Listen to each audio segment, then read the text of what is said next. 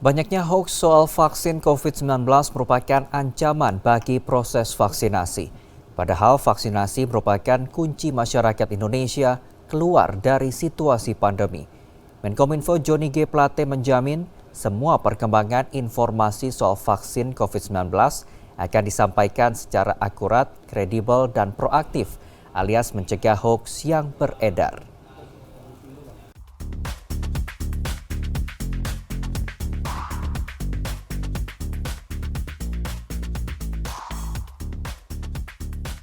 Ketua Presidium Masyarakat Anti Fitnah Indonesia atau Mafindo Septiaji Eko Nugroho mengungkapkan Indonesia masih menjadi negara dengan tingkat hoax yang sangat tinggi.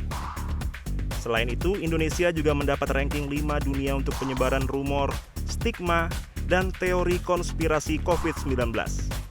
Saat ini, Mafindo menghitung ada 712 hoax yang beredar mengenai COVID-19. Hoax vaksin COVID-19 merupakan ancaman bagi proses vaksinasi. Padahal program ini merupakan kunci keluar dari situasi pandemi. Septiaji menyebutkan tingkat penerimaan hoax tentang COVID-19 berpengaruh terhadap penerimaan hoax vaksin COVID-19 itu sendiri.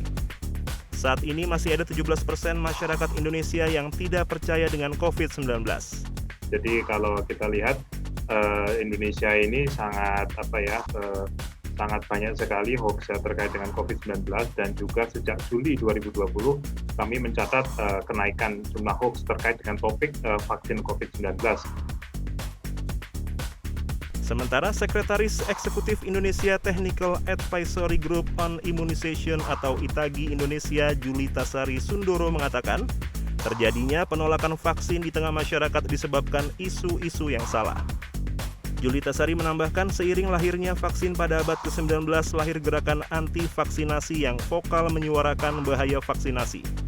Untuk itu, dokter memegang peran penting mencerdaskan dan tidak terlibat dalam pusaran propaganda anti-vaksinasi. Masyarakat yang terpengaruh hoax dapat menolak saat pemerintah menginisiasi program vaksinasi. Dan penolakan-penolakan tersebut dapat menghambat program vaksinasi. Itu kita terkenal dengan vaksin resistensi, ya, penolakan atau resisten ya. Jadi ini sudah di dunia, tidak hanya di Indonesia saja.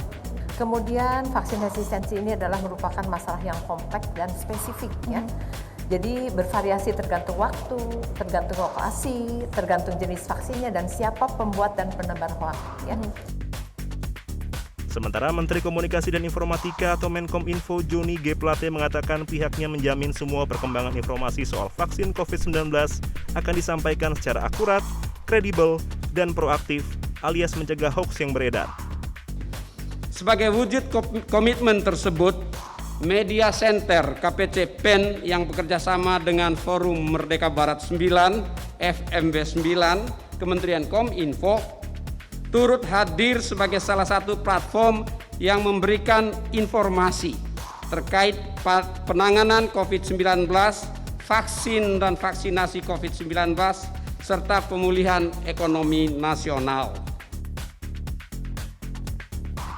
Untuk menangkal hoax soal vaksin COVID-19, pemerintah menunjuk 5 juru bicara terkait vaksinasi COVID-19.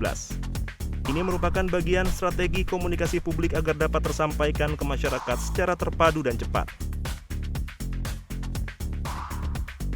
Tim Liputan Jawa Post TV.